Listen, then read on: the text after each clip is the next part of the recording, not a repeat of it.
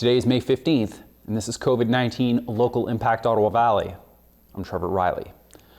Today on the program, we are going to be speaking with Tanner from Precision Textiles in Pembroke about the Support Local 613 program, where businesses can purchase special t-shirts with their logo so they can help small businesses in Renfrew County.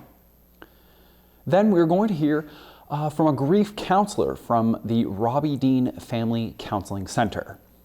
Let's take a quick look at the COVID-19 situation here in the county. As of May 15th, we have one new case, which brings us to 19 confirmed cases in the county. One more new resolved case brings our total to 14, and we still only have one death. Total tests in the county have grown to 2,431, and negative tests are now at 2,254, with 158 tests to be processed. Earlier in the week, we brought you news of an investigation into an outbreak at the Bonisher Manor Long-Term Care Facility in Renfrew. The county has issued a press release to update us that the outbreak was due to an error in a result. The press release issued reads like this. Further to the County of Renfrew's notification on May 9th, 2020, of a case of COVID-19 involving a County of Renfrew employee who works at Bonisher Manor, Life Labs informed the home on May 14th that that the result was an error, and their investigation confirmed that the swab result was negative but incorrectly reported as positive. As a result of the COVID-19 outbreak status at Bonisher Manor, that has been withdrawn. Bonisher Manor has requested a written report from Life Labs on this incident and their corrective actions. Warden of the County of Renfrew, Debbie Robinson, says, while an unfortunate incident, it demonstrates once again that our long-term care homes are prepared and took all necessary precautions. Taking a look at the province of Ontario, the number of new daily cases increased by over 100 from yesterday's report. A 2% increase of 428 new cases from the last report brings it up to 21,922. 1,825 deaths have been reported, and total testing increased yesterday from over 18,000, now reaching 510,000 tests. Those are the current numbers at the 10:30 a.m. update on May 15th. Just before we take a break, we are going to hear from a counselor from the Robbie Dean Family Counseling Center about dealing with grief. Hello everyone, my name is Clay and I work for the Robbie Dean Family Counseling Center. My job there is to be a grief counselor, and I was thinking that today we might want to talk about a little bit about how everybody is responding to the COVID-19 pandemic, or whatever that we're going to use for it, the word we're going to use for it today. I think it's important to realize that grief comes in three different pieces, three different phases, whatever you want to call it. The first thing is the concept of loss. Loss is not having access to or not being able to get to something you used to have. We normally associate grief and loss with the idea of someone dying, but it can be much smaller than that. It can be much more toward, I've lost my routine. I've lost the purpose of my life. I've lost a sense of normalcy, something that makes us feel normal. And then the second phase, or the second part of it, is the grief, what we call the grief, or the emotional response to a loss. So there we're talking about kind of things like being a little angry because things kind of aren't going the way I want them to, or maybe a little sad because I miss the way things used to be. Or maybe I'm a little afraid because looking forward into life, I'm having a hard time figuring out what that might look like. And there's a lot of unknowns out there. And sometimes when we find unknowns, we find ourselves being just a tiny bit afraid. I think that's a good word to use, maybe anxious. The third phase, or the more important part, is what we call the change, right? Or the need for change.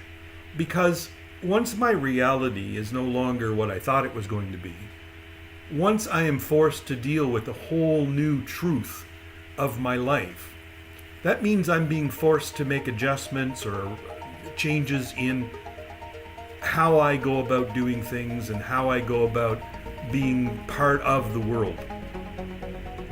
And I think that's what's happening with a lot of us, is that our routine is gone.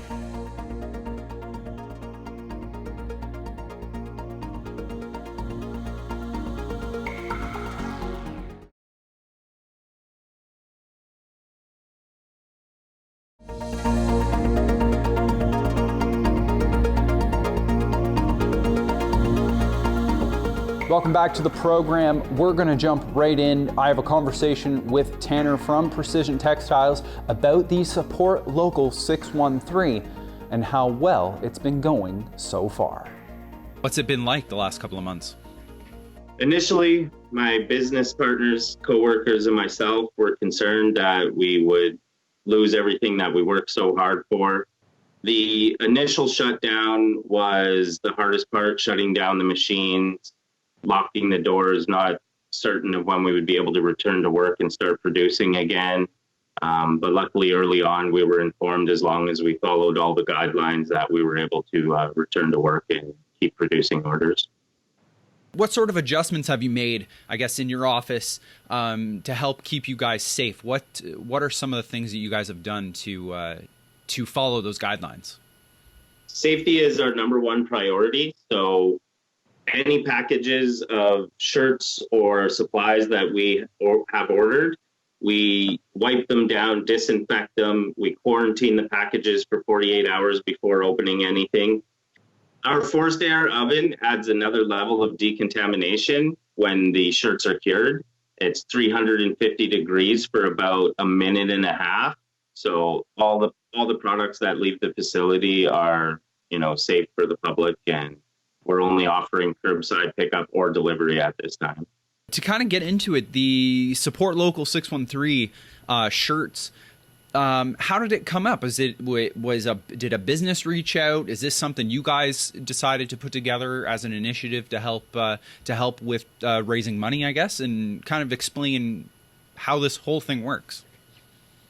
So my business partner, Chad, actually noticed that in the United States, there was an initiative called Here for Good, which implies that local businesses were not going anywhere, and print shops all across the major cities in the States were offering a heavily discounted t-shirt package to their customers to allow the businesses to sell a tangible product to their customers, that would help out with making some extra money and keeping them relevant. I've seen the photos and stuff. You guys it's massive machines. People think it's like ironing on a sticker, and that is absolutely not even close to what you guys are doing. What's kind of the process behind making all these shirts? Yeah, once the screen is created with the logo burnt into it, we can then line it up onto our machine, put the ink on, and we physically push the ink onto the shirts through the mesh in the screens, at which point we take them off of the platforms, throw them in a large oven, and they cure for about a minute and a half at 350 degrees. What has been the reaction from the public since beginning this project? People love them. It's really amazing to see your logo or your brand printed onto a shirt. We've had a lot of new businesses reach out that we weren't working with before, and a lot of our previous customers order the Support Local 613 shirts as well. If people wanted to get involved, is there still time to get involved in the 613 project? Like you said, it was going to end next week. Are they still able to ask for orders and stuff like that? Oh, yeah, absolutely. So it's not going to end next week. Round 3 for ordering shirts just ends next Friday. We've been doing 2-week rounds. So the third round will end next Friday. and we'll discuss whether we're going to go on with it from there on. But yeah, absolutely. We're getting 2-3 orders for the Support Local every single day. And as long as people want them, we'll continue to print them. Where do people, what's the best way for people to get a hold of you guys or to submit orders? So the best way to get a hold of us to make an order is through our Facebook, email, or just give us a call. And the order forms and stuff, if a business wants to do it, do they pick all that stuff beforehand? So what we do is we send them links to the shirts that we're offering in men's and ladies styles, at which point they can pick their sizes and colors of shirts that they want. They let us know what color of ink they would like for their print, and we go from there. Everyone here would like to thank the entire community, Petawawa, Pembroke, Deep River, Renfrew, Cobden. We've had a lot of people that have reached out and wanted to help. So if I had to give a special shout out to anyone, I would say Bethia at the PBIA. She has been an enormous help to us during all of this. Crazy beautiful dresses for putting our shirts on display in her front windows in the downtown Pembroke area. And really just all of the businesses that participated. We can't even begin to explain how happy we are that everything is worked this great so far. Remember to catch up with us at yourtv.tv for all our COVID-19 information and full-length interviews at our website at yourtv.tv. Thanks for watching. I'm Trevor Riley. We'll see you on Tuesday.